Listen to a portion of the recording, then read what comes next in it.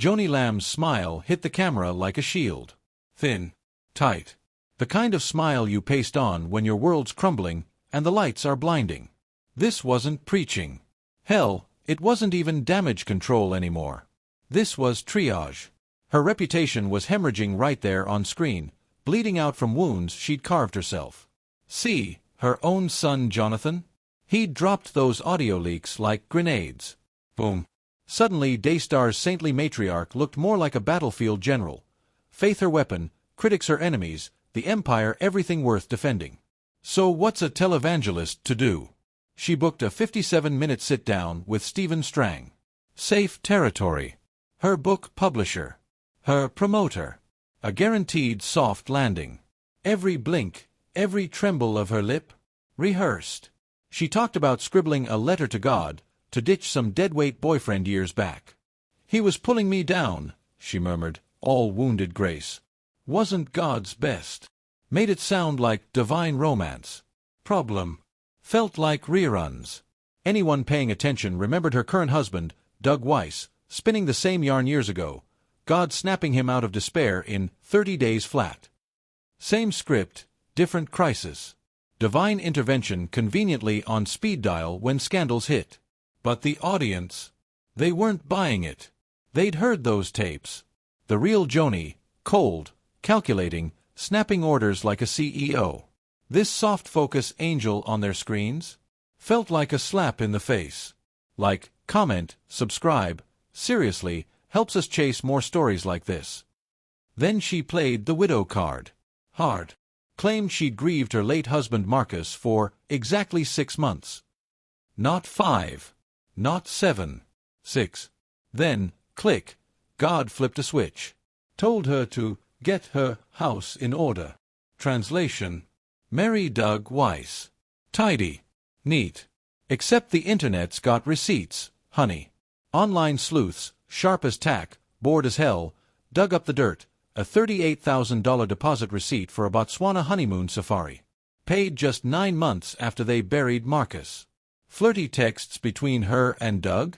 Popping up a mere 11 weeks after the funeral. Missing your laugh already, one read. Sweet, if it wasn't so damn soon. And Doug? Colorado court docs don't lie. He filed to ditch his own wife barely 4 months after Marcus died. Right in the thick of Joni's supposed deepest sorrow. The math screamed. Grief doesn't run on a stopwatch. People noticed. Comments exploded. Since when does heartbreak expire like a parking meter? One quipped. God co-signing honeymoon deposits now, shot another. It was a tipping point. Folks aren't just sitting in pews nodding anymore. They're cross-examining testimonies with bank statements. Faith moves mountains. Maybe. But it sure as hell doesn't rewrite credit card transactions. Then came the whopper. Asked about the firestorm online, those brutal YouTube takedowns, the podcasts dissecting her every flaw, Joni shrugged. I haven't watched one YouTube video, she claimed, smooth as silk. Lies. Half-truths. Except oops. Leaked Daystar emails told a different story. Real messy. Showed Joni hip-deep in the mud, personally editing scripts for counterattack videos, directing staff to hit back at specific points in specific critical videos. Addressed the granddaughter essay claim at 15:03 in Critics RU's video, read one note. Micromanaging. Former staff whispered about daily threat reports landing on her desk, timestamps, quotes, the works. But publicly, those critics were just money-hungry bloggers. Doug played the same game. Swore he never touched social media. Pure as snow. Meanwhile, his team ran Operation Cleanse, scrubbing over 200 of his old sermons off the web. Why? 'Cause they contradicted whatever he's selling now. Wasn't spring cleaning. It was a bonfire. Burning the evidence. The message was crystal. We decide what's real. You swallow it. Worst part? The silence. The giant, roaring nothing when real dirt landed. That essay by her granddaughter? Kid poured her heart out, talked about feeling unsafe, neglected, some creepy uncle type lurking around Daystar. Joni's response? Dismissed it as felonious lies. Didn't deny it happened. Didn't explain. Just waved it off. Then there's Pete. Laura Lynn Tyler Thompson, sharp-tongued commentator, publicly challenged Joni, report Pete to the cops. Wise Daystar shielding an alleged abuser. Asking for a friend, Thompson jabbed. Crickets. And Jonathan, her son, the one who leaked the tapes exposing her? She framed him as the villain. Filial betrayal. Pure Judas move. Never once addressed the real kicker, her own voice on those tapes, caught strategizing to muzzle victims, protect the brand, treat family like liabilities. Thompson and Pastor Ray from The Unction threw her a lifeline. Come on our show. No scripts. No edits. Just talk. Real talk. Her answer? A wall of silence. Deafening. Meanwhile, the ordinary person mask melted right off. Tax records showed her $8.3 million Dallas palace. FAA logs tracked her private Gulfstream zipping across the sky. That Botswana honeymoon topped $100,000 easy. The woman on those leaked tapes? All business. Issuing orders. Calculating costs. Running Daystar like a Fortune 500. Faith the product, doubters the competition. The disconnect was grotesque. How do you preach humility from a private jet? Call critics demonic from a gold-plated mansion? That leaked audio's steel-cold tone wasn't spiritual warfare. Sounded like a hostile corporate takeover. Here's the real kicker, though. People are done being played. There's a raw, new energy out there. Digital natives. They treat God told me like a claim needing proof. They archive sermons like evidence. Crowdsource timelines like detectives. Divine guidance gets cross-examined like a shaky alibi. Voices like Laura Lynn Tyler Thompson. She's just a mom with a phone and a backbone, yet she's rattling empires. Nobody hated Joni for being rich or remarrying fast. They hated the gaslighting. The breathtaking arrogance of deleting videos and thinking truth disappears. Calling critics liars, while recordings of your own voice spill the beans. Claiming ordinariness, while your Gulfstream's idling on the tarmac. It boils down to this now. Show us the receipts. If God greenlit your remarriage timeline, why do the bank records scream otherwise? Dismissing abuse claims as demonic attacks doesn't erase text messages. Hiding behind scripture instead of calling the cops? That's not faith. That's failure.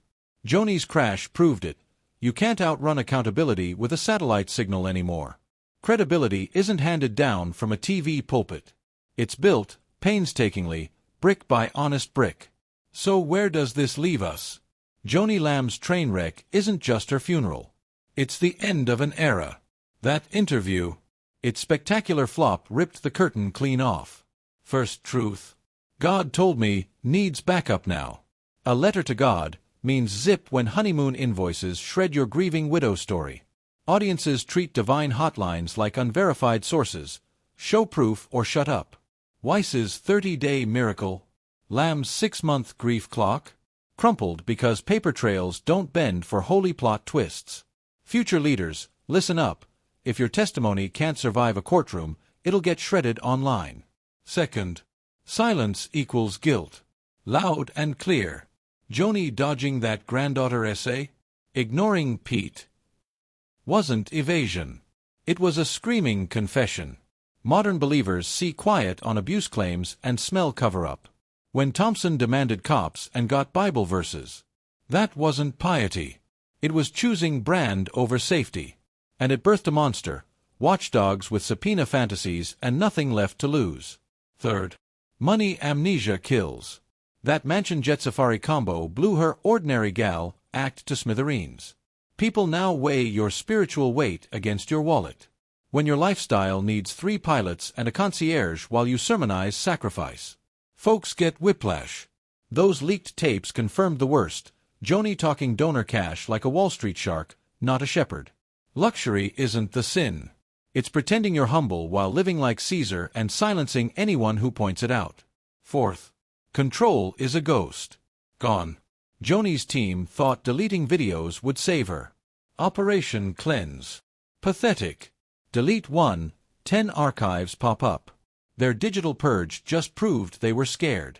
Future scandals? Can't be managed. Only endured, with radical honesty or not at all. Lest families bite back. Jonathan Lamb torched the old rulebook, the one that said keep the ugly in the family.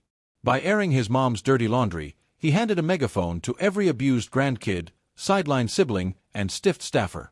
Thompson inviting Joni's kids on air? Wasn't just TV. It was a roadmap. Congregations are done with leaders preaching prodigal sons while disowning their own. The message is brutal: live your family values, or get exposed living the lie. Joni's whole 57-minute redemption tour proved you can't stage sanctity. People crave leaders who bleed honestly in the spotlight, not ones who bleed their followers dry in the shadows. The real sanctuary isn't some soundstage. It's the messy, unscripted, terrifying space where faith stands naked before the facts. And no made-for-TV special can fake that. Hit like if this resonated, comment your take, subscribe for more truth-telling. We're just getting started.